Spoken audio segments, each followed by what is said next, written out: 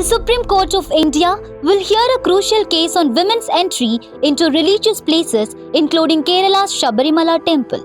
On Monday, the court said a 9-judge constitution bench will begin the final hearing on April 7, 2026, and the proceedings are expected to conclude by April 22.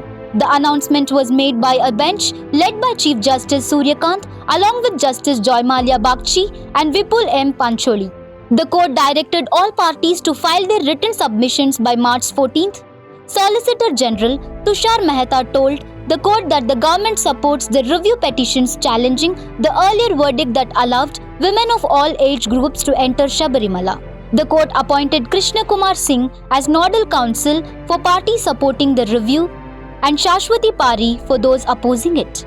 Senior advocate K Parameshwar along with Shivam Singh has been appointed as court-appointed advisor to assist the bench. As per the schedule, arguments supporting the review will be heard from April 7th to 9, those opposing it from April 14th to 16, with rejoinders on April 21 and final submissions concluding on April 22nd. The verdict is expected to have a major impact on women's rights and religious practices across India.